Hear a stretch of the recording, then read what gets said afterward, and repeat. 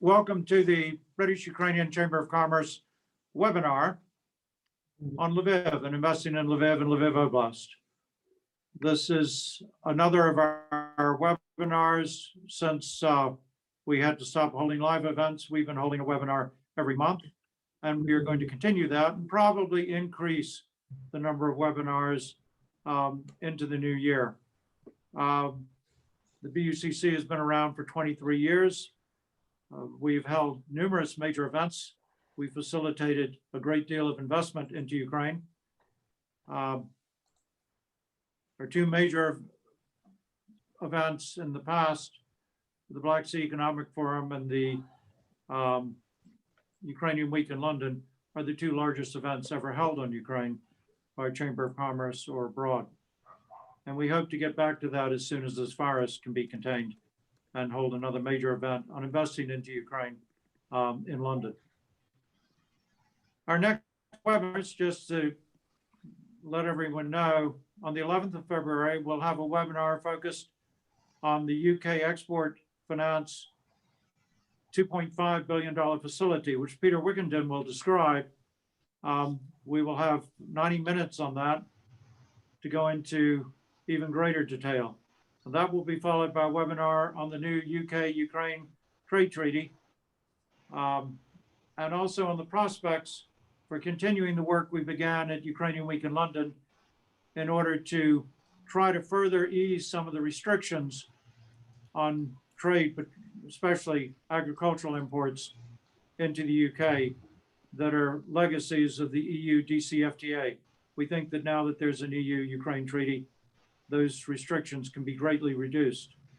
And then we will continue with city and oblast presentations for several months before coming back to another major seminar on investment in Ukraine.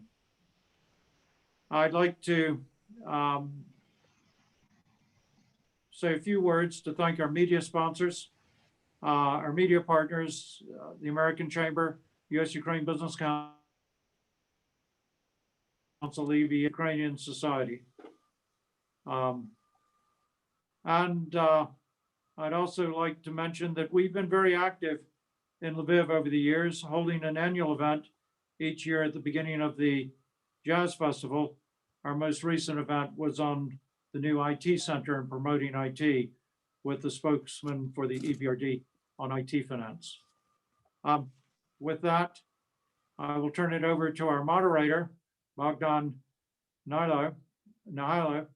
Bogdan, as you will know, is a quite famous now British-Ukrainian journalist. He's the author of several books, including the widely praised Ukrainian Resurgence. And he also has Western Ukrainian roots. So I'm sure he is pleased to be our moderator, and I will turn the floor over to him.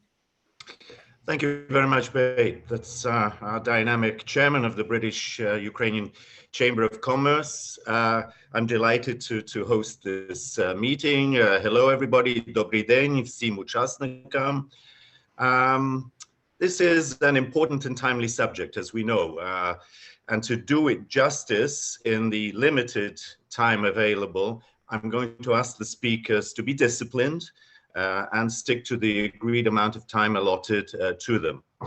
We hope to have time at the end for questions, but just in case, and in any case, please feel free to submit questions in writing, questions online, and we'll try and get back to you with answers.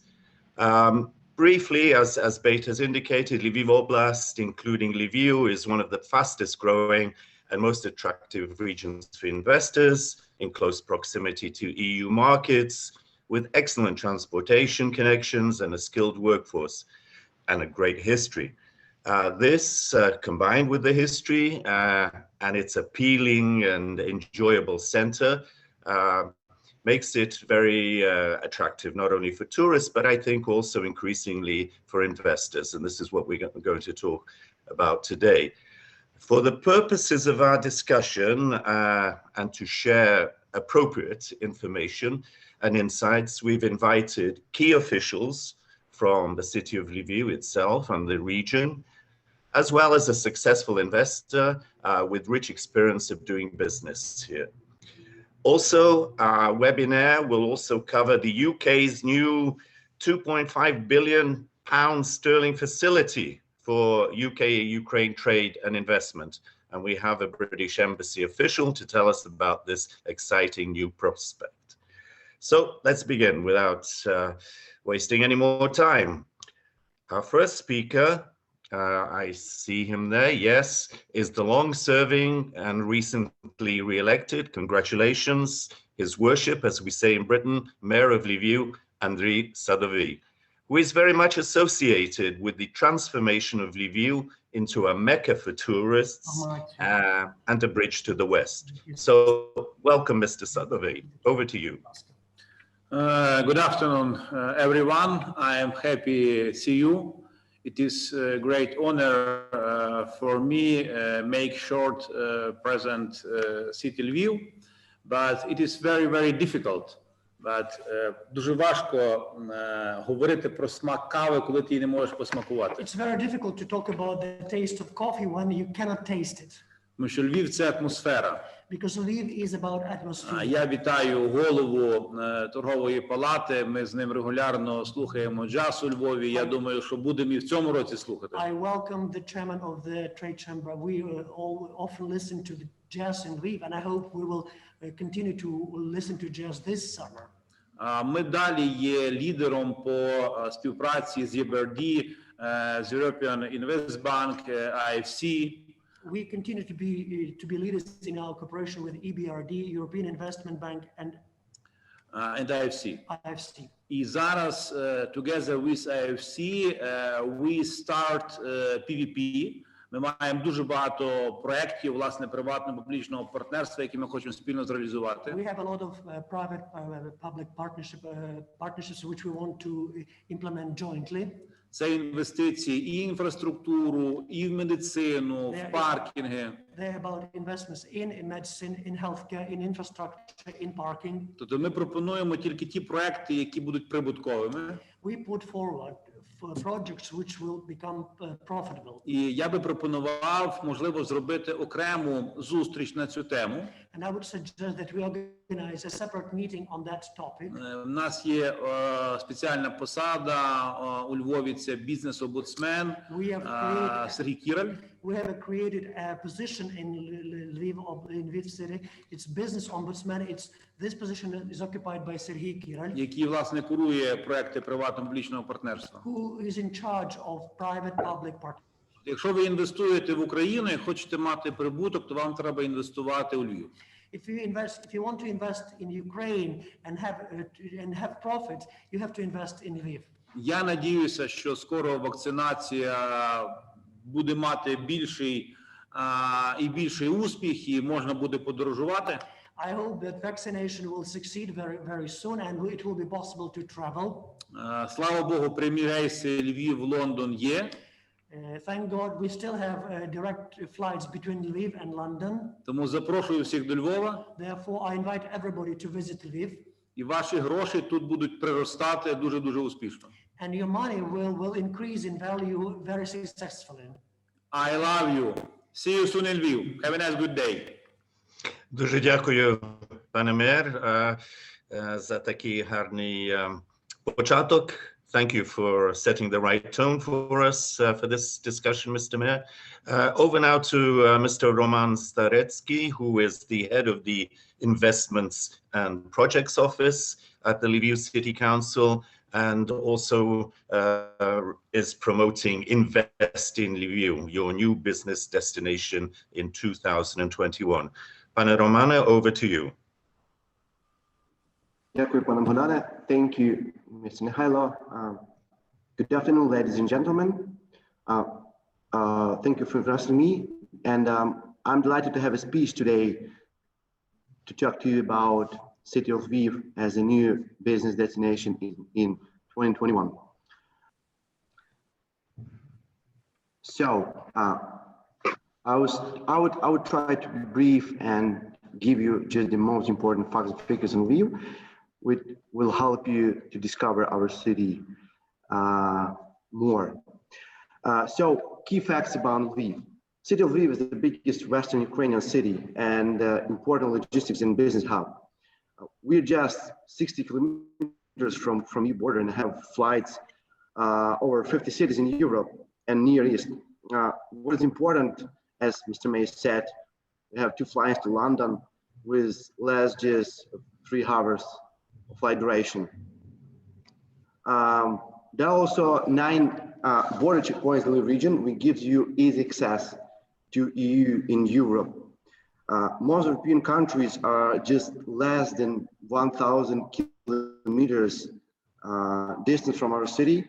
So doing your business here means that you're in outstanding position to deliver your goods and services all over the Europe and Near East. Also, as you can see on the screen, we have in the firm a long-term foreign and local currency default rating at B level with outlook stable about Fitch ratings for the last 3 years. What is also significant, Fitch affirmed AA for debt sustainability of the city. So this is how we start with the first of the values of the city is the location and infrastructure. Then we go to the biggest value of our city, which are people. The population of the city is approximately 1 million people. We have more than 500,000 economically active people and 120,000 young people, students. We count on them as they are our young hopes and we call future superpower. We are proud of also 25 local universities. They give us 30,000 graduates annually, and we're trying to make as comfortable conditions for living and as working as possible for them, because we understand that young people is our future and our future drivers of economy.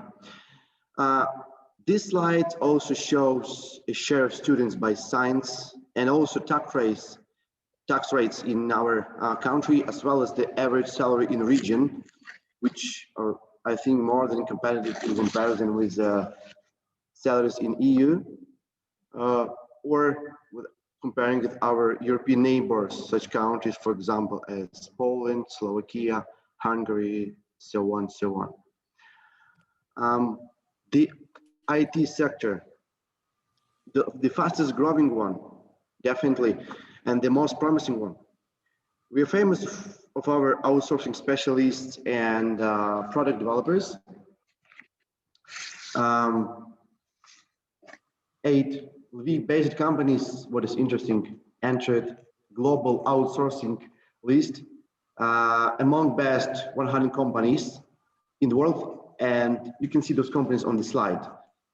In general, we have 500 IT companies in Lviv with more than 27,000 specialists on board, and they outsource for a significant number of companies, for example, from Fortune 500.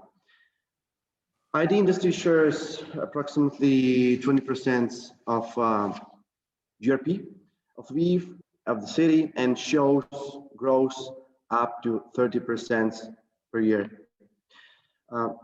This actually relates to another important fact that we are, according to the last research, we are the top engineering force in Central and Eastern Europe, because of course of number of specialist engineers work in this sector. Let's move on. So this is a slide about business service outsourcing and shared services sector. Very promising new growth economic sector. It's represented by various global companies in Lviv, such as KPMG, PwC, Ernst & Young, Austrian Airlines, so on, so on. You can also see the comparison of Ukraine and other European countries on different interesting criteria, such as labor cost, skilled human capital, workforce availability, etc., etc. And actually, you can check how competitive you are And this is about the very outstanding combination of skilled people, human capital, and competitive salaries. These slides give you a little bit of example of companies who chose Lviv, recently, and of course an international bank as the financial institution who help foreign investors, potential investors to set up their businesses in Lviv. Probably the biggest one is the Brookfield company, which invests in one of the biggest real estate projects in Lviv for just 180 million. Big office center for IT entrepreneurs, IT workers, and other real estate components, just up until 2023. The partnership with EBRD, which was mentioned by Mr. Mayor, this is just an example of our cooperation with the European Bank for Reconstruction and Development, and evidence how the city invests into municipal infrastructure. We have now 5 projects under implementation. We also already implemented 3 projects, and these very various sectors of, I would say, city's life, starting from public transport, solid waste management, and to wastewater reconstruction, and all the things which projects which will help our people, our citizens, and also the guests feel more comfortable in our city. And also now we're going to some options, some offers, investment objects, which could be considered from a site on very different sectors of economy. The first is industrial zones. As this, the special land plots, special locations assigned for industrial production facilities, plants, and infrastructure. As a city, we could offer up to 140 hectares of land plots, specifically oriented on industrial investors, which could be purchased with auction. And we already, I would say, done our homework. We provided modern engineering, transfer routes, and all the facilities to make the start of business more smooth and comfortable for potential investors. And if we go to one of the examples, Sehnivka Industrial Zone, which is land plot situated on the western border of Lviv. Again, this is the location just only 60 kilometers to EU border, to border with Poland. This land plot has got a good attention from potential investors from abroad. We have here also Austrian investor already bought a land plot and will implement his project this year. So this is what we could offer for industrial investors. Next, one of examples of PPP project, underground parking. This is the project we count on very much. One of the pilot project in terms of concession projects. This is about the construction of underground parking for 350 parking slots. We could offer also support from we give the land plot for construction. We give all the support from the city council, and this project requires $10 million to invest. And we have also the pre-feasibility study, which shows up to 8 years of payback period. Would you like, by the way, to receive any detailed information on that? I'll be ready to share it after today's meeting. Another project is about construction of sport complex and hotel in our city. Also, city provides the land plots for the both components, and we are actually searching for investor to construct the sport complex in the hotel, and they to operate it for up to 50 years in our city. And the main requirement, main facts and figures you could see on this slide. Another type of project is the hospital. City requires to modern new hospital. Project requires creation of a multifunctional medical complex on the basis on existing one clinical hospital of ambulance of Lviv. This project we are preparing, implementing with the International Financial Corporation, along with the state agency for public-private partnership. This project also entered in the list of top projects to be implemented by the government of Ukraine until 2027. So this is about the construction of a new medical complex. And we also now preparing a pre-feasibility study, and then we will do the market research and the call for investors, potential investors who will be interested in this project. This is about information on also on real estate market in Lviv. Of course, COVID impacted a lot on that, but we're waiting for a better 2021 year, and we're also waiting for up to 300,000 square meters of modern office spaces to be commissioned till 2023. Another option could offer also, just to sum up, not to go into details, but also sum up the offers from our side. We could offer the brownfields, the greenfields for industrial companies with the very different requirements and criteria. We also have the good feedbacks for existing investors in our city. Also ask the organizer, hopefully, to share with you one of the short and few words about our office, Lviv Investment Office. We support activities. We also invest promotion agencies as well. We support investment activities locally. We could shoot for you any specific information, any investment targets. You can consider ourselves as front office for investors, starting with the idea up to setting up a new facilities for you. And also we support investors during all the activity in Lviv.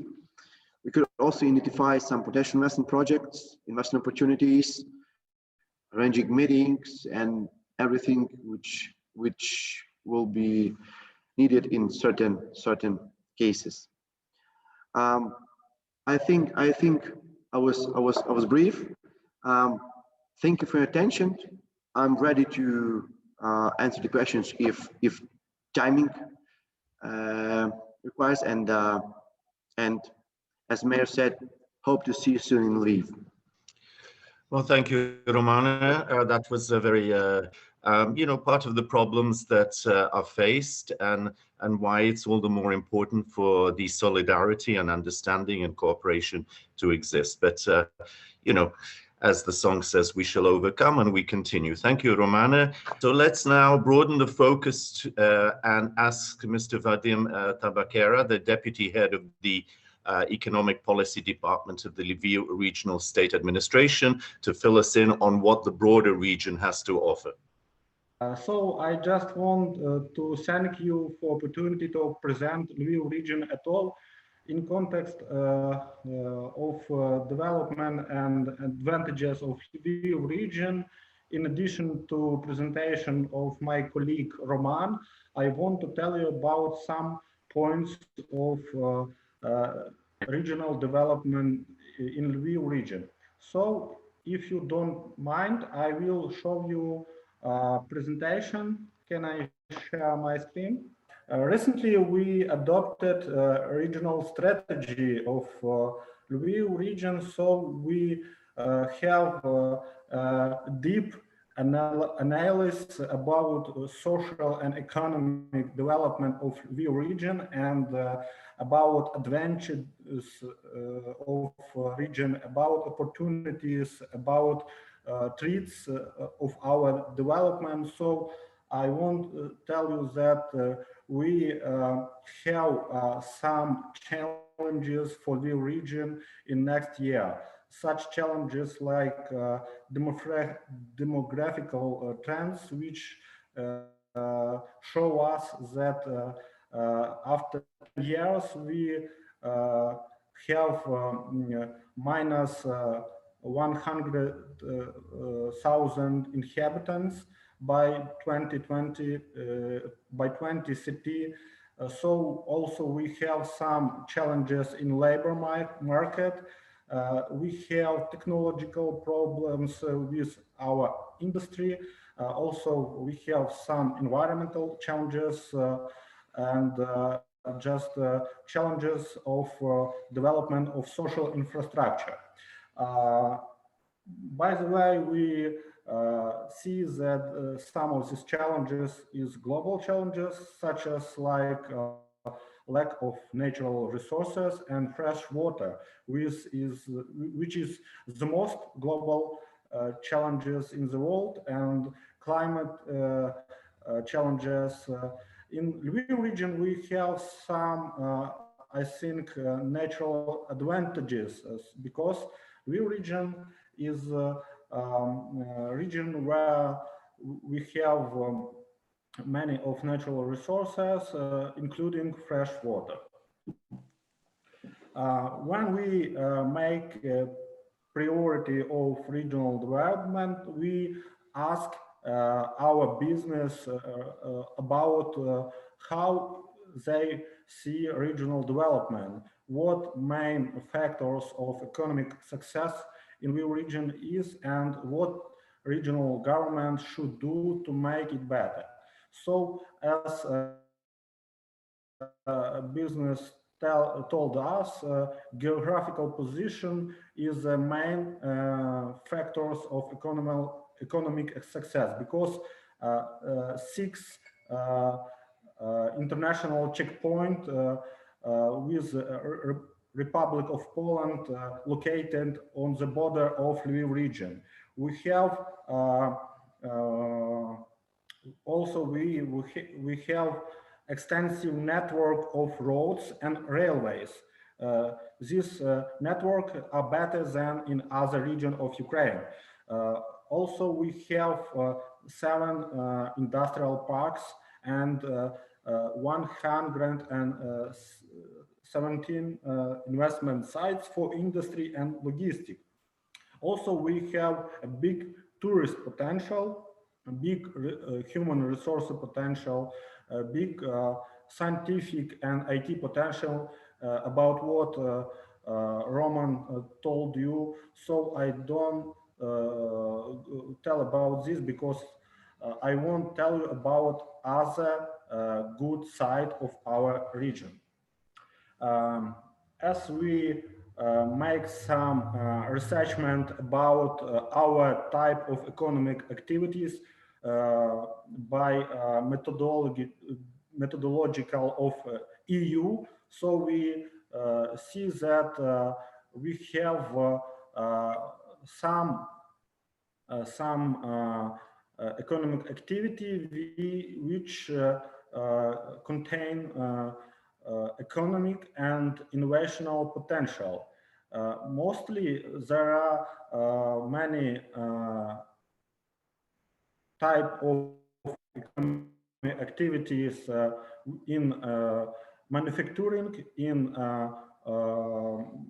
manufacturing of products, and in IT. So I will tell you about bioeconomy because this is some important sphere which have a big perspective in future.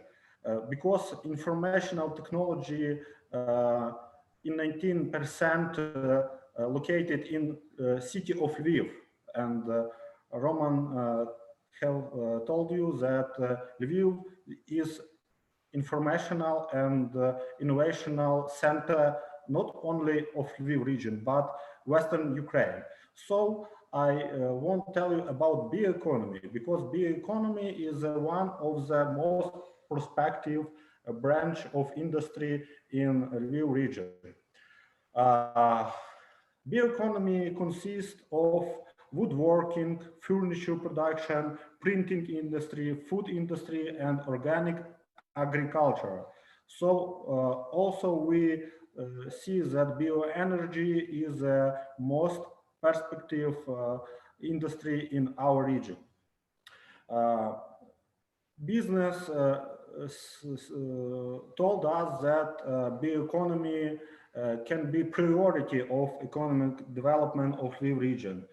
Also, bioeconomy have good impact on other industries in our region. Also, bioeconomy is the branch which need innovation more than other branch need. Also, we can call that bioeconomy can be potential of our smart specialization of region.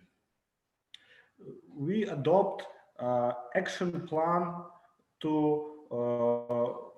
realize our strategy, and this action plan have some projects which we have to implement in near future. So this is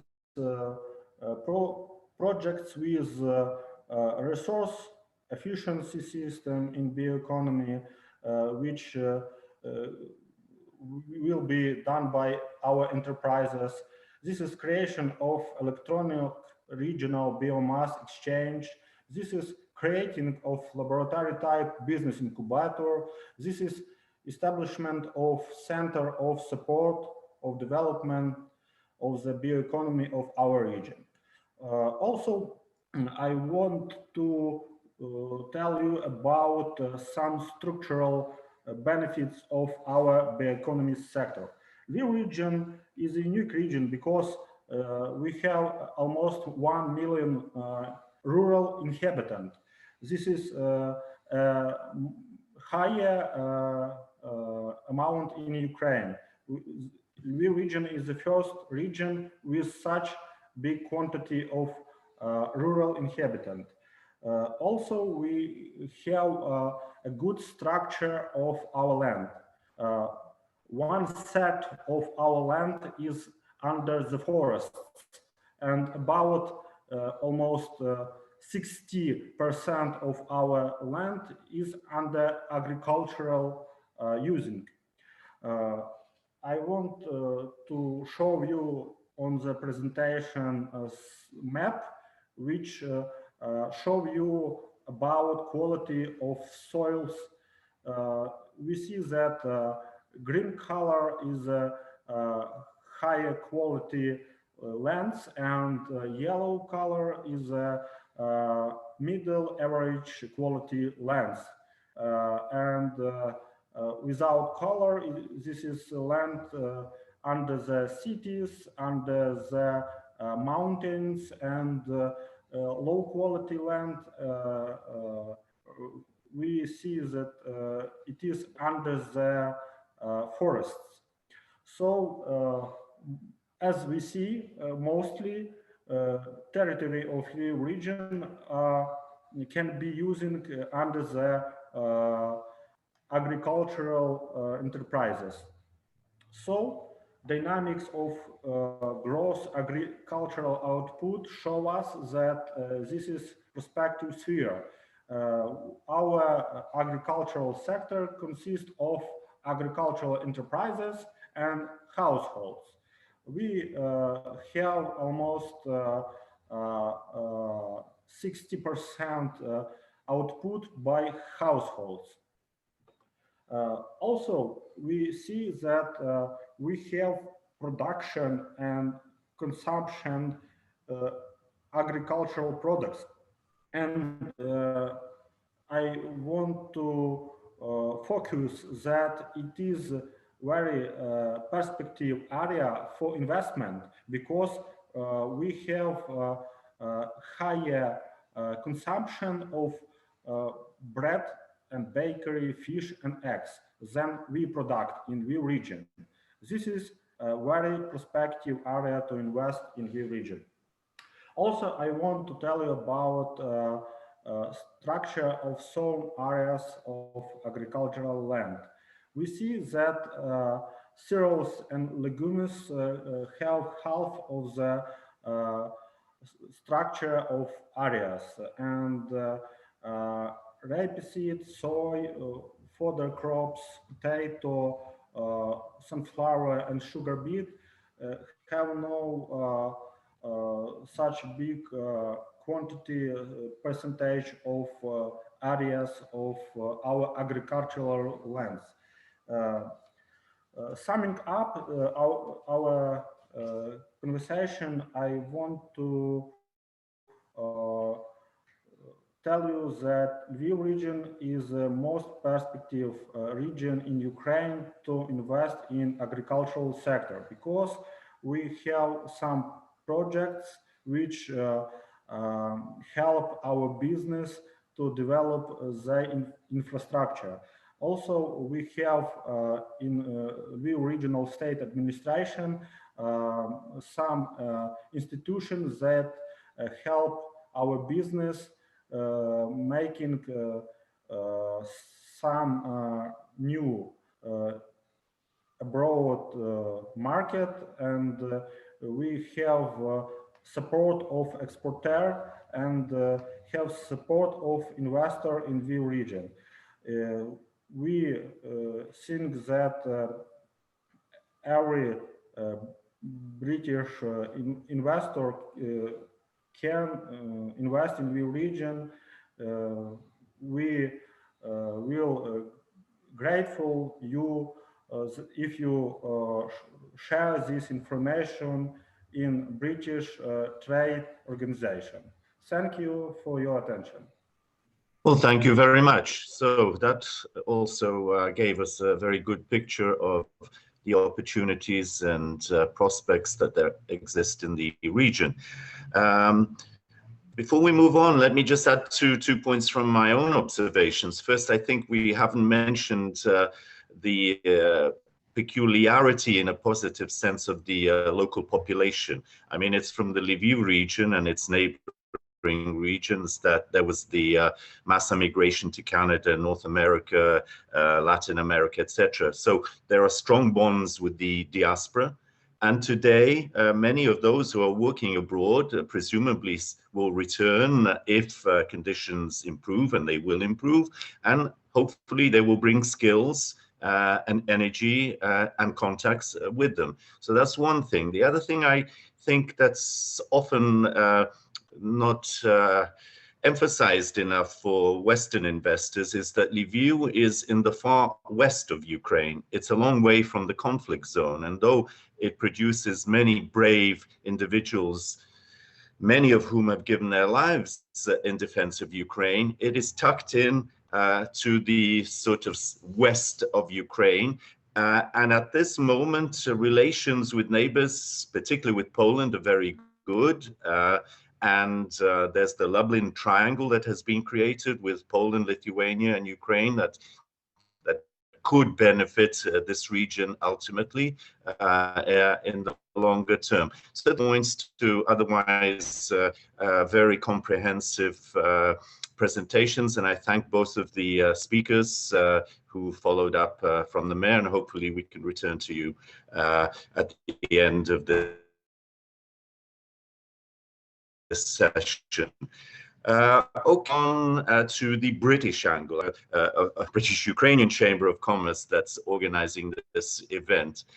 And what opportunities does Ukraine's new, closer, post-Brexit hold?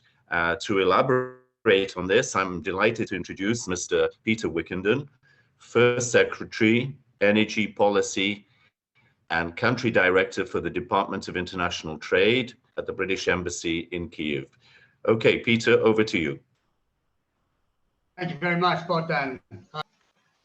Yes, my name is Peter Wickenden. I'm the head, essentially, of the commercial section in the British Embassy in Kyiv. And I have been here in Ukraine since just mid-September last year, so only 4 or 5 months so far. But I must say, firstly, I'm enjoying it hugely, and so is my wife.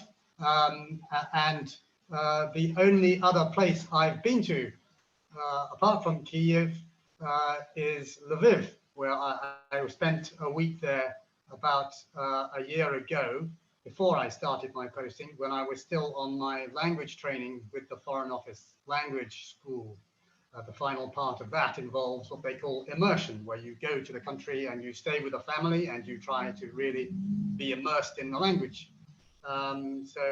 Unfortunately, I had only been there 5 days when COVID-19 hit Ukraine, and I had to come home. But it was long enough to enjoy it enormously and see a bit of the surrounding countryside and the castles as well. Our ambassador, Melinda Simmons, made a virtual visit to Lviv last July and had a meeting with you, Your Honor, Mayor Sadovyi, and she sends her warmest regards. And she and I and many others in the embassy are hoping to be able to make physical visits to your beautiful city as soon as that's possible again. I'm going to talk about the Export Finance Organization as part of the British government, what it is and what it does, but equally importantly, what it is not and what it doesn't do, because there has been a certain amount of misunderstanding or inaccurate reporting about it. UK Export Finance signed an MOU during President Zelensky's very successful visit to London last October. This memorandum was signed by the Ukrainian Minister of Finance, Mr. Marchenko, on behalf of the Cabinet of Ministers. And it was signed on the UK side by a minister from the Department of International Trade. And it's a very simple document, and it simply says a few things. That the two countries wish to strengthen and enhance trade and economic cooperation.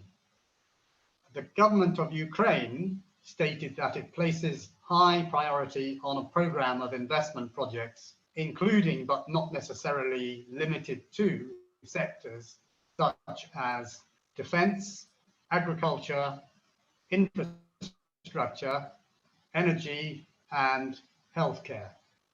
And it goes on to say that the two sides recognize the need to develop a framework to promote communication, discussion, and cooperation between them for the purpose of financing projects in Ukraine involving exports from the UK to achieve the economic development objectives of Ukraine. So that's the key point, really. The purpose of UK Export Finance is to support British exports of goods and services to Ukraine. And that is also the job of my section of the embassy. We only are interested in British exports of goods and services. We don't promote exports from Ukraine to the UK. We consider that to be the job of the Ukrainian government. And also, we do not promote investment by British companies into Ukraine. Again, that's your job, and that's the purpose of this webinar. However, the Department of International Trade does support existing British investors in Ukraine, of which there are quite a handful. Many of them very large British-based multinational companies, and we support them when they have any kind of problem or issues with their existing investments. And so, just going back to the final part of the the agreement, the MOU, it says that UK Export Finance agrees to consider providing financial support to assist in the funding of selective projects that involve British exports. And the government of Ukraine, in turn, confirms its support for the UK supply chain and to work with UK Export Finance and others to support greater awareness generally and for specific projects. Now, UK Export Finance's potential support will be subject to the cumulative amount of UK Export Finance credit risk exposure to projects in Ukraine, not exceeding £2.5 billion. So what that means is, in the parlance, it's described as UK Export Finance's risk appetite for Ukraine. So this £2.5 billion is the total amount of cumulative risk or liability which UK Export Finance is prepared to take on for Ukraine across all of the projects that it might support in the form of insurance or guarantees or loans and so on. It's just a risk appetite. And I'll talk a bit more later on about what it isn't. So all financing arrangements that UK Export Finance might put in place are done in accordance with OECD guidelines, to which all national export finance organizations are subject. And of course, they're subject to due diligence, not just on the recipient of the lending in terms of its financial condition, but also the due diligence is done into environmental considerations and social impact as well, quite wide-ranging. And the two sides agreed to cooperate by exchanging accurate, up-to-date information and holding meetings and providing advice and so on in a timely manner. And finally, as an MOU, a Memorandum of Understanding, it's not a legally binding document. So what does UKEF actually do? Well, there's about 4 or 5 main products that it offers. Firstly, it's trade credit insurance to British exporters against the risks of not getting paid for the goods and services which they may sell to a foreign country under agreed contract. So if the goods and services are exported and the buyer doesn't pay, then UK Export Finance will pay out according to terms of what's effectively an insurance premium. Secondly, UKEF offers guarantees to commercial banks to support working capital financing and the raising of contract bonds on behalf of exporters. Now, very often, when it's a small or medium British company which wants to bid for a contract in Ukraine or wherever, there may be a concern on the part of the buyer, the importer, that it's such a small company that maybe it might not be able to actually deliver the goods, or it may not have the scale or the capacity to really perform as required. And so very often the buyer will expect a performance bond to be put up to allow the exporter to be eligible to bid for that work. Now, of course, being a small company, it may not have the money to put up that bond. And so it's something which UK Export Finance can lend effectively to the exporter. And that enables them and to fulfill contracts overseas with confidence. And then if it does happen that the foreign buyer places an order with the British company and the British company eventually fails to deliver, then the buyer, the Ukrainian company, keeps the bond effectively. And so just a word on SMEs. There is a bit of a notion that UK Export Finance only caters to very large companies or has a minimum loan amount. Well, that's not true. In fact, the latest figures I have, SMEs constituted 77% of the companies which benefited from UK export finance support last year. Thirdly, UK export finance can offer guarantees to banks and to investors in debt capital markets for medium and long-term loans to overseas buyers who purchase goods and services from British exporters.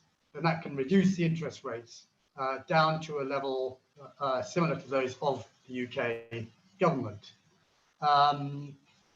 And fourthly, UK export finance can, instead of going through commercial banks to lend to the buyer, it can lend directly at quite attractive rates. And finally, UK export finance offers political risk insurance for investments made overseas. And let's face it, that might well be of quite a lot of interest to potential investors in Ukraine. More likely, admittedly, companies looking at the eastern side of Ukraine, closer to the conflict. So UK export finance supports all types of goods and services from the UK, with a few exceptions, and it can help businesses of all sizes, as I said, which seek protection from the financial risks of an export contract. And a project can qualify for UK export finance support, provided that the UK content of the goods is at least 20%. Now that's very low. That's much lower than almost every other Western export credit agency requires. As I said earlier, currently the UK export finance's risk appetite, as it's called, for Ukraine stands at £2.5 billion. And they have said initially that it would be available to sovereign-backed projects where a governmental agency of Ukraine or a state-owned enterprise is the beneficiary. So that would require a sovereign guarantee of some sort for very large scale lending. However, more recently, UK Export Finance told me that they will also look at lending to private corporates. But of course, it would only lend to those with the very best sort of financial credentials, and which would be established as a result of very thorough due diligence, and looking at their credit rating and all the rest of it, and their financial statements. Another thing that's worth noting about UK export finance is that sometimes it can provide support to both the British exporter and the Ukrainian buyer at the same time on the same transaction. The actual volume of support will reflect the private sector liquidity and the risk appetite. And so UK export finance aims to complement rather than to compete with private sector finance and insurance providers. It works together with banks, as I said earlier, with hundreds of banks. And if support is available from a commercial bank or an insurer, export credit agency doesn't seek to displace that. And in many cases, UK export finance will work together with companies and financial services providers to provide a solution entirely from the commercial sector.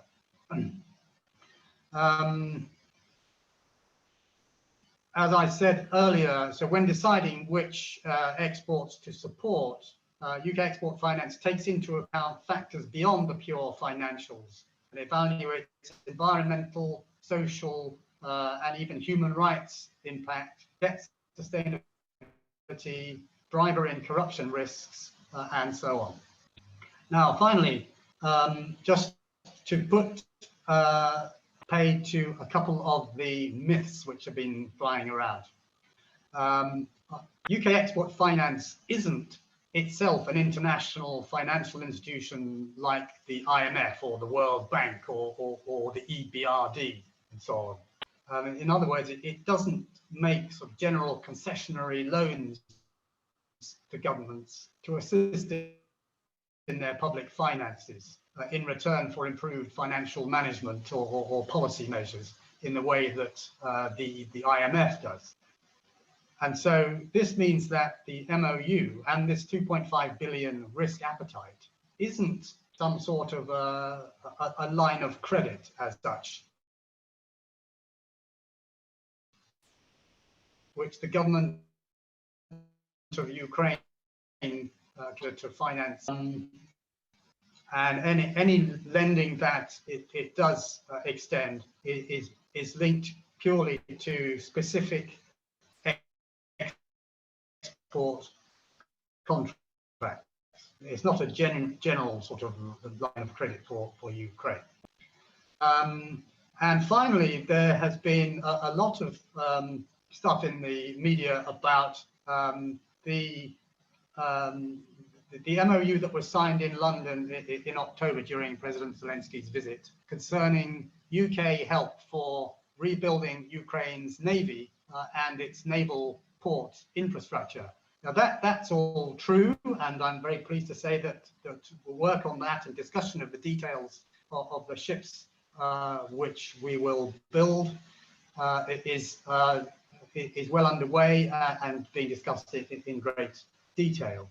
But there has been a notion that a certain portion of this 2.5 billion has been reserved exclusively for defense-related exports. And I'm pleased to tell you that it's just not true. It's not 1.25 billion, which is a figure I've often seen, you know, it's half of the 2.5. It's not the full 2.5 or any other amount. So as I said earlier, the risk appetite for Ukraine is the maximum amount of all loans or insurance or guarantees, which could in principle be arranged to support projects in Ukraine in any sector, not just defense, with a very few exceptions. And those exceptions are obviously anything that's not legal, like sort of the drugs trade or something.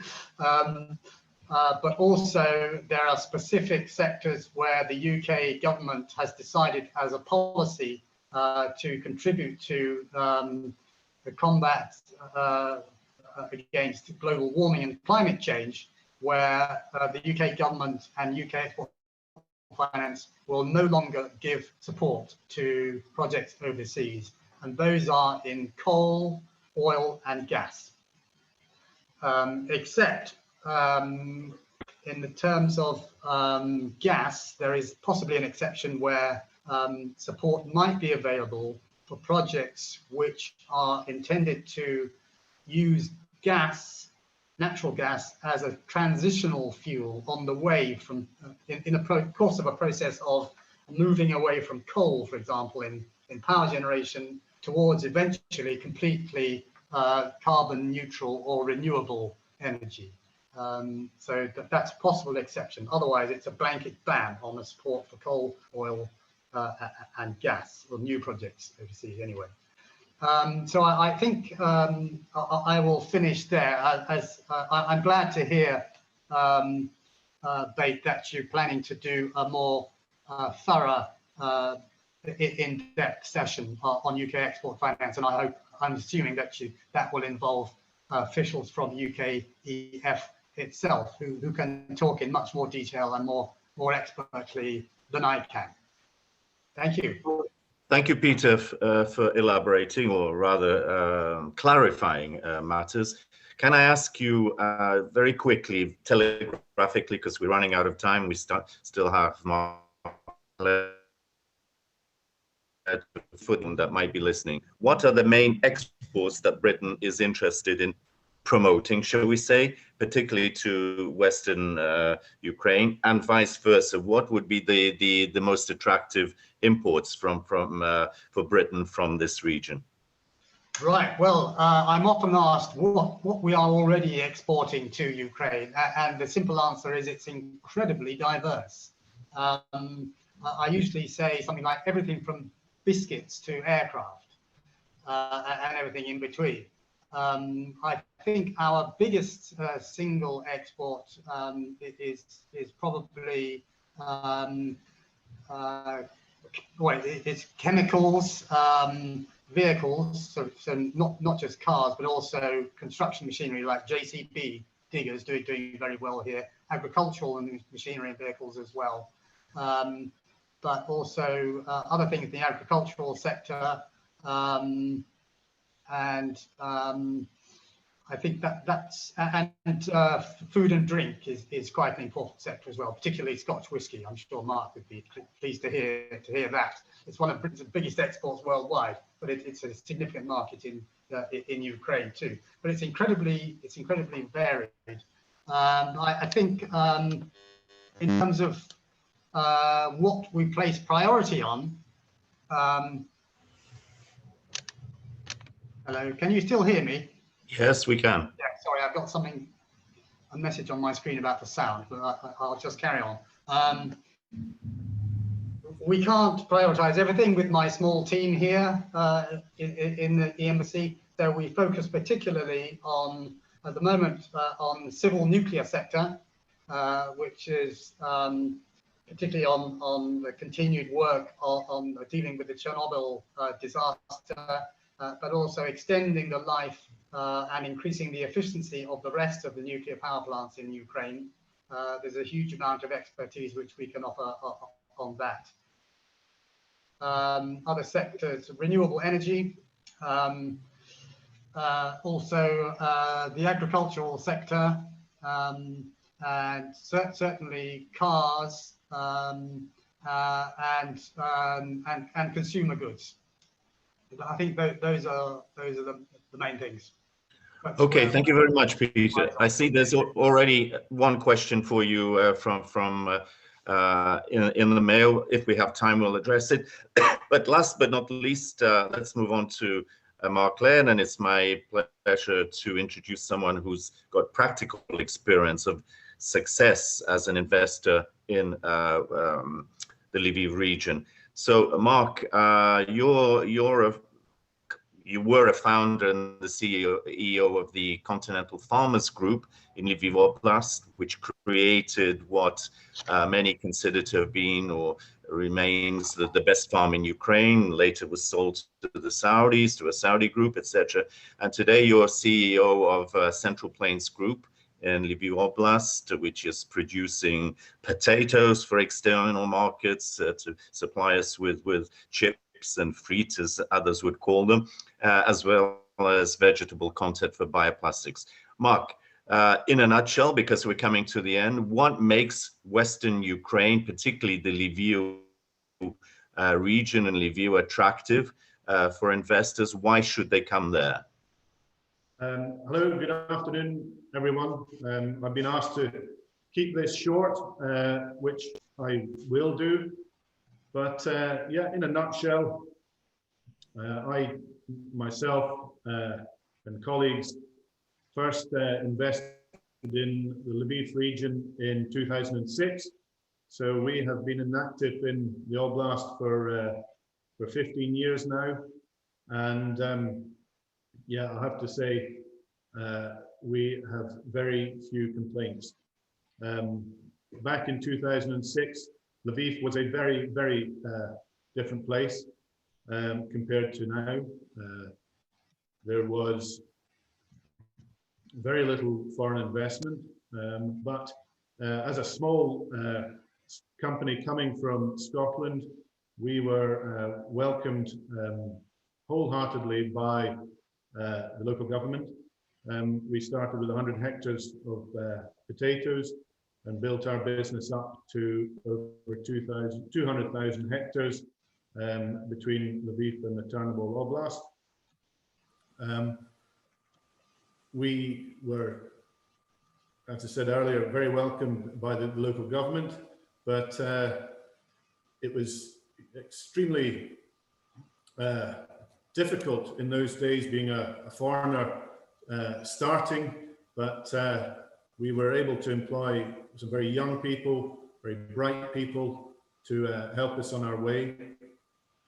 And when we exited, we exited 3 years ago, and because we had been made welcome so much in Lviv, we started a new business called Central Plains Group, which is focused on potato production, but it's also with a view to building a starch factory, which will then produce potato starch, and also using the potato starch to create bioplastics and vegetable protein.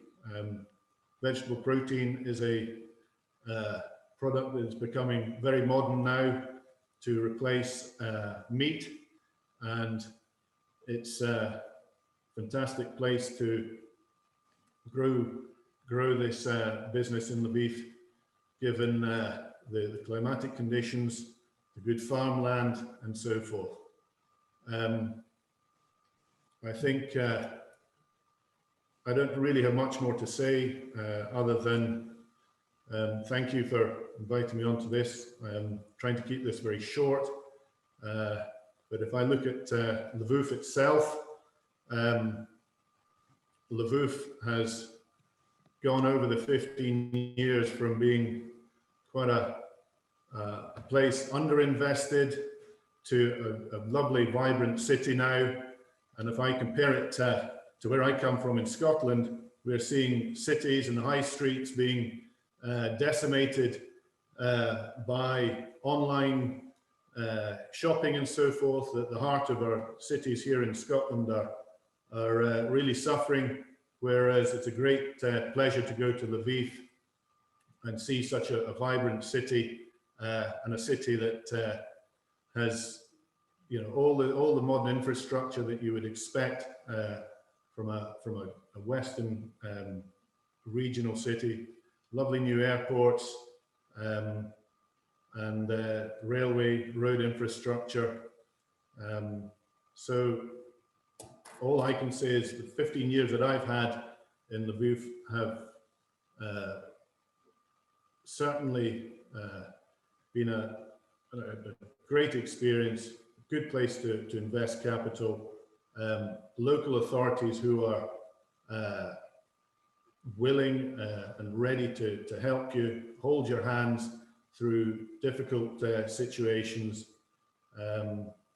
And, you know, I think as Western Europe becomes more and more regulated, more and more of a high labor cost part of the world, I think you'll see more and more Western companies looking to locate in the Lviv Oblast, where you have young, professional, highly educated people who are on competitive salaries. So no, I think the future for the Lviv region, Western Ukraine, is bright. It's obviously extremely lucky that it's gone through its troubles in the last 20 years and come out the other side, and we only have to look across the border in Belarus at the problems they are suffering at the moment. So I think that part of Central Europe, that part of Ukraine really is the jewel in the crown, and I think Ukrainians should be extremely proud of what they've created in that part of Ukraine. So yeah, coming from Scotland, I do recommend to my fellow Scottish, British potential investors to go and have a look, spend some time in the Oblast, meet the local government people, and I think you would conclude after your visit that it's worth investing in. So I'm delighted to answer any questions. I thought that was an excellent piece from Peter on the UK government export guarantees. It's something that we will be looking to try and get involved in as we build out our bioplastics and non-meat protein factory. we would expect that a reasonable chunk of the equipment that we will be buying for this factory process will come from the UK, and we very much hope that we will get the support from the UK government on this. Well, thank you very much, Mark. Thanks for that input. Very important to hear from not just people promoting, but who have actually experienced and have actually the experience to fall back on. So, and a compliment and recommendation coming from a Scots businessman cannot be taken lightly. So thank you very much for that. We've come to the end, and it's been my pleasure to have co-hosted this. Let me hand the mic, as they say, back to the chairman of the British-Ukrainian Chamber of Commerce, Mr. Vadym. First, I'd like to thank our speakers for their excellent presentations. And I'm glad that so many of you could join us today. I would also appreciate your suggestions for future webinars. We've recently had a proposal for an IT seminar and one on how to deal with the existing problems, the current problems that solar energy is going through. Please send me your ideas and we will implement them. We expect to go to 2 webinars per month now. So again, thank you all. Thank you, Bogdan. Excellent job moderating. We look forward to seeing you all in the future.